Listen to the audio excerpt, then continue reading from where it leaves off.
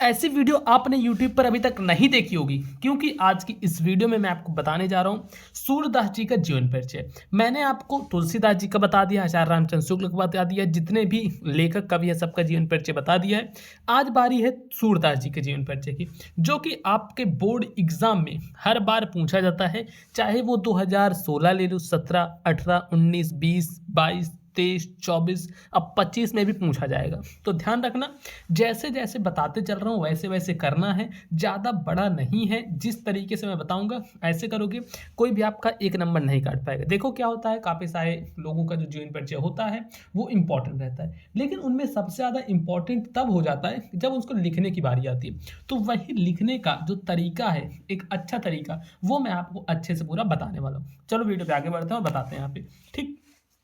तो सबसे पहले क्या करना है, देखो नीली काली पेन तो लेनी है, साथ में एक पटरी भी आपके पास रहेगी। तो पटरी से साइड में लाइन खींच देना है। देखो इस प्रकार से एक लाइन खींच दोगे, ठीक है, साइड में लाइन खींचोगे, ऐसे करके 2 लाइन खींच देना। इससे क्या होता है ना, कॉपी आपकी थोड़ी अच्छी दिखेगी जब इतनी 2 लाइन खींच दोगे। देखो मैं यहाँ पे 2 लाइनिंग कर दिया, 2 लाइन खींच दिए। अब इसके बाद देखो हम यहाँ पे सूरदास जी का जीवन परिचय लिख रहे हैं, तो यहाँ पे प्रश्नोत्तर संख्या वगैरह डाल सकते हो, जो भी क्वेश्चन नंबर है। चाहो तो मैं यहाँ पे अभी नहीं डालूंगा। देखो कैसे करोगे जीवन परिचय मैं बताता हूँ। अभी हम किसका जीवन परिचय कर रहे हैं, सूरदास का जीवन परिचय। तो सबसे पहले क्या करेंगे, यहाँ पे हेडिंग डालेंगे हम नाम की, ठीक है। नाम की हेडिंग सबसे पहले जरूरी होती है। एक हेडिंग यहाँ पे हम डाल देते हैं ऐसे, नाम। चलो यहाँ पे लिख दो नाम। अब नाम में आपको ये लिखना है कि किसका जीवन परिचय लिख रहे हो, उनका नाम। उसके बाद अब इनके बारे में जो जो कुछ जानते हो, जैसे इनका जन्म कब हुआ था, किस सन में हुआ था इनका जन्म, वो सब चीज़। तो ऐसे लिखो जन्म, जैसे जैसे बताते चल रहा हूँ सेम ऐसे आप कॉपी में नोट कर लो। और इस तरीके से नोट किया रहोगे तो काफ़ी अच्छा रहेगा। नाम लिख दिए, फिर लिख दिया हम यहाँ पे जन्म, ठीक है। उसके बाद जन्म स्थान, कहाँ पर इनका जन्म हुआ था, तो ऐसे लिखो जन्म स्थान। और जन्म स्थान लिखने के बाद इनके गुरु का क्या नाम था, तो ऐसे लिख दो इनके गुरु। मतलब जो जो भी चीज़ें इनके बारे में पता है बस वो लिखते चले जाना है। उसके बाद इनके मृत्यु भी लिखोगे कि इनके मृत्यु कब हुई थी, तो लिख देते हैं यहाँ पे मृत्यु, ठीक।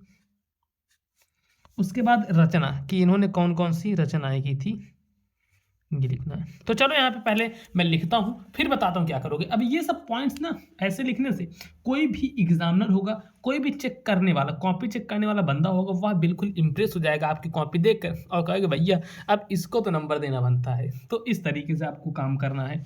नाम, इनका नाम क्या है, सूरदास, तो यहाँ पे लिखो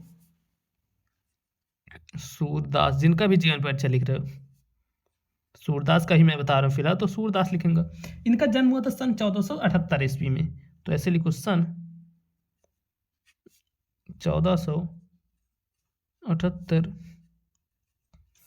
ईस्वी, इसमें इनका जन्म हुआ था। उसके बाद जन्म स्थान, कहाँ पर जन्म हुआ था, तो रूनकता नामक गांव में हुआ था। इनका जन्म कहाँ पर हुआ था, रूनकता, एक गांव है रूनकता, तो यहाँ पे लिख दो रूनकता नामक गांव में। तो ऐसे लिख सकते हो रूनकता गांव, कहते हैं रूनकता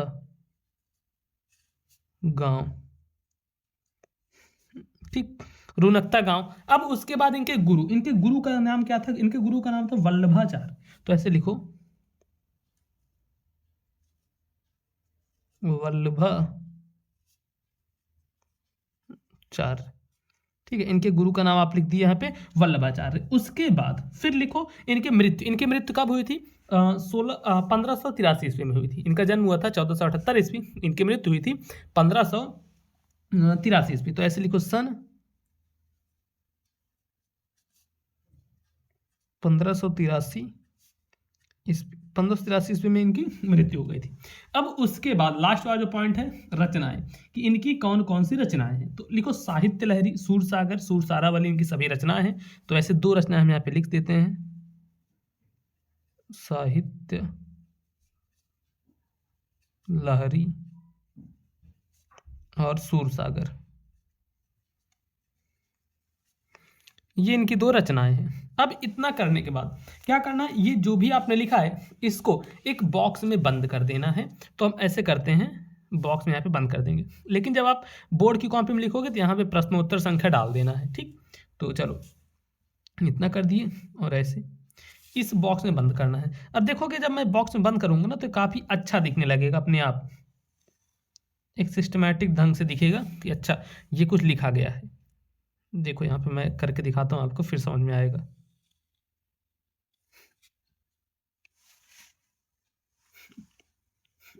देखो ऐसे करना है। अब इतना करने के बाद देखो कितना बढ़िया लग रहा है कि हाँ कितना अच्छे तरीके से लिखा गया है। ठीक, अब इतना लिखोगे, कोई भी एग्जामिनर होगा सबसे पहले यही यही चीज़ देखेगा, उसको सही रखेगा तो यहीं पे आपको नंबर दे देगा।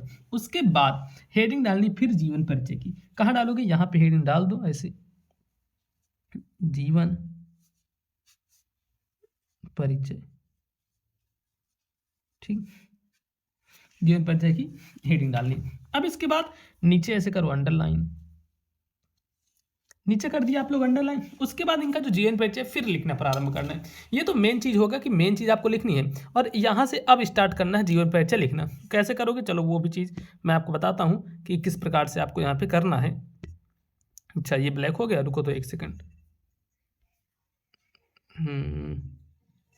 रुक जाओ, ये तो दिख ही नहीं रहा है। मैं थोड़ा इसको सही करता हूँ ना।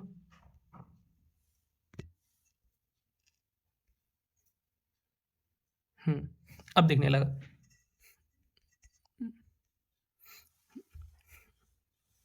रुको तो एक सेकंड, मैं लिखना प्रारंभ करता हूँ।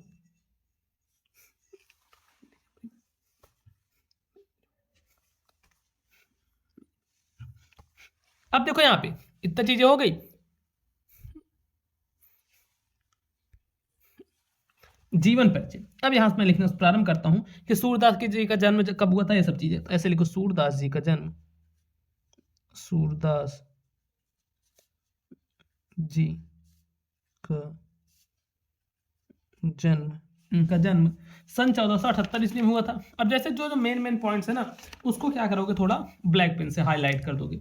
ऐसे लिखो, सन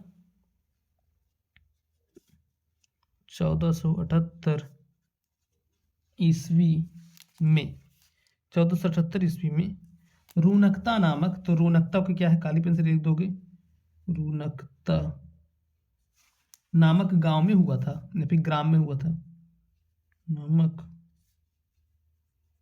गांव में हुआ था, रूनकता नामक गांव में हुआ था। सूरदास जी जन्म से ही अंधे थे, तो यहाँ पे फिर से लिखो, सूरदास जी जन्म से ही अंधे थे। सूरदास जी जन्म से ही अंधे थे। इन्होंने कृष्ण की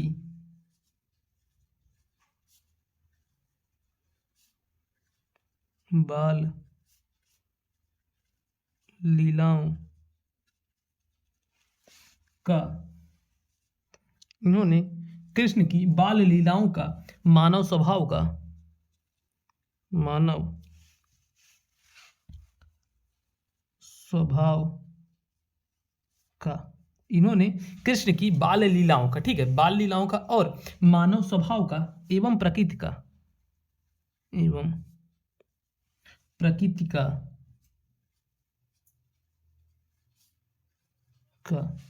ऐसा सजीव वर्णन, ऐसा सजीव वर्णन किया है, ऐसा सजीव वर्णन किया है जो आंखों से बिना देखे, आंखों से बिना देखे संभव नहीं है, आंखों से बिना देखे संभव नहीं है। फिर इसके बाद लिखना है कि सूरदास जी की रुचि, ऐसे लिखो यहाँ पे, सूरदास जी की रुचि, बचपन से ही, सूरदास जी की रुचि बचपन से ही, बचपन से ही भगवत गीता भगवत गीता के गायन में के गायन में सूरदास जी की रुचि बचपन से ही भगवत गीता के गायन में थी। ठीक है, उसके बाद फिर लिखो कि इनसे भक्ति पद सुनकर इनसे भक्ति पद सुनकर इनसे भक्ति पद सुनकर पुष्टि मार्ग के संस्थापक पुष्टि मार्ग ऐसे सेम आपको लिखना है। ठीक है, पुष्टि मार्ग के संस्थापक पुष्टि मार्ग के संस्थापक महाप्रभु वल्लभाचार्य ने इन्हें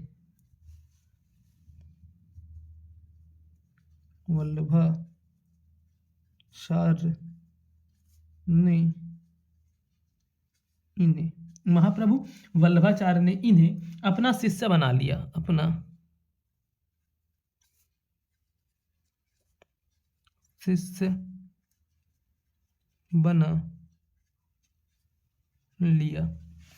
उसके बाद आपको लिखना है फिर इनके बारे में। अब अच्छा, एक चीज़ मैं बताता हूँ, जैसे आप सही मुझे कमेंट करते थे भैया हमारा पेपर नज़दीक आ गया है, आखिर अब हम क्या पढ़ना शुरू करें क्या नहीं।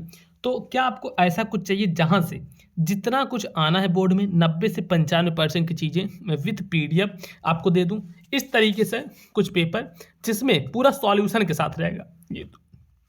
ये तो सिर्फ पेपर है जो मैं दूंगा, वह पूरा सॉल्यूशन के साथ रहेगा। अगर आपको ऐसा कुछ चाहिए तो मुझे आप सही बताओ। अब आपके लिए मैं ऑलरेडी बना दिया हूँ जिसमें आपको सारी चीज़ें हिंदी इंग्लिश मैथ साइंस से सारी चीज़ें मिलेंगी। अब एक चीज़ आप देख सकते हो, इधर मात्र और मात्र Hindi English math science social science से सारे सब्जेक्ट मिलने वाले हैं। सभी के जितने भी इंपॉर्टेंट क्वेश्चन वगैरह सब कुछ विद सॉल्यूशन के साथ, और वो भी 199 रुपये में सारे सब्जेक्ट के मिलेंगे।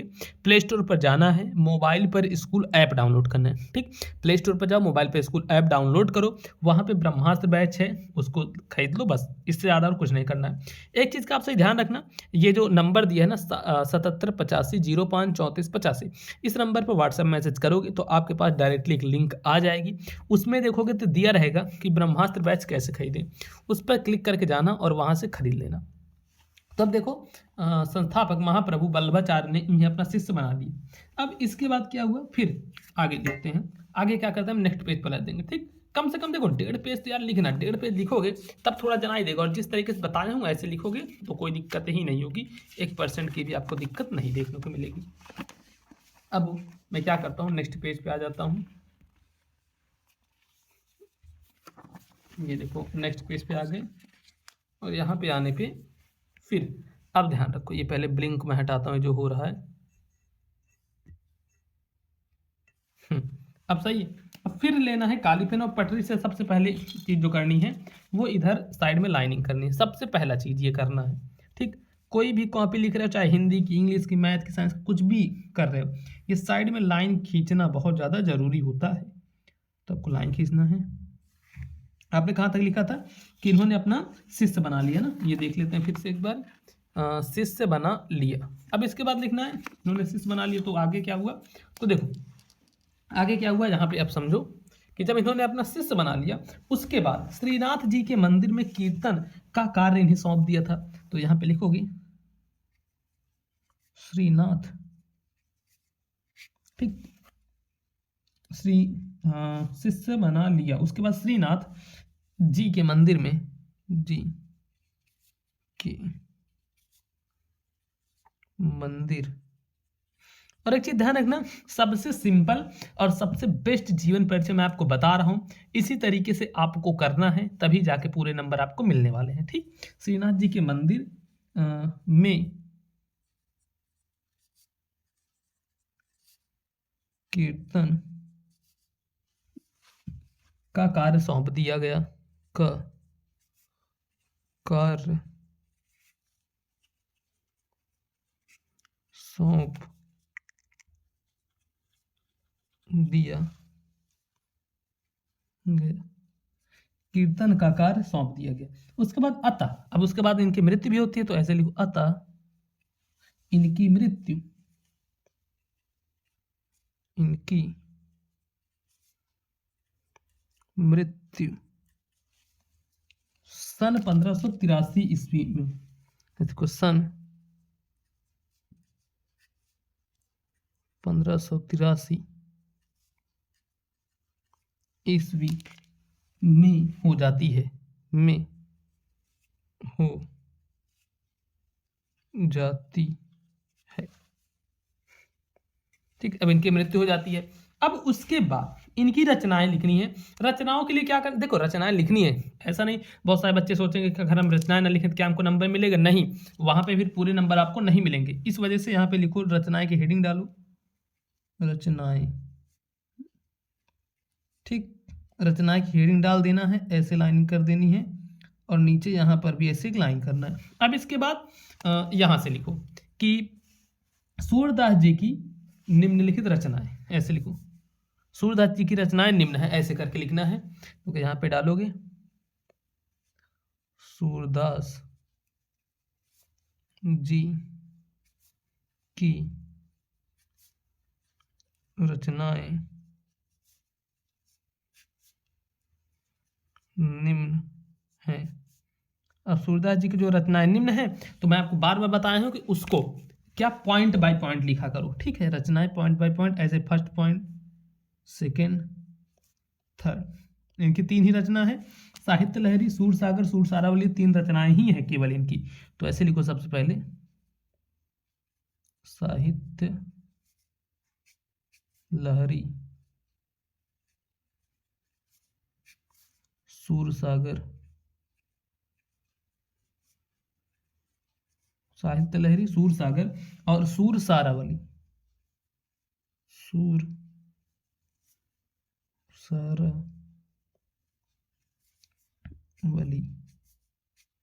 ठीक, साहित्य लहरी, सूरसागर, सूरसारावली, ये इनकी 3 रचनाएं हैं।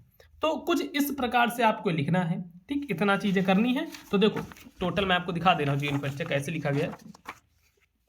ये देखो कितने बढ़िया ढंग से यहाँ पे जीवन परिचय लिखा गया है। आपको भी ऐसे ही लिखना है जीवन परिचय, ताकि आपको पूरे नंबर मिले, कहीं भी एक नंबर ना कटे, ऐसे लिखना है। बाकी 2025 बोर्ड एग्जाम की अगर आप तैयारी कर रहे हो तो चैनल को सब्सक्राइब कर लेना, ऐसे ही वीडियो यहाँ पर आपको डेली देखने को मिलती रहेंगी।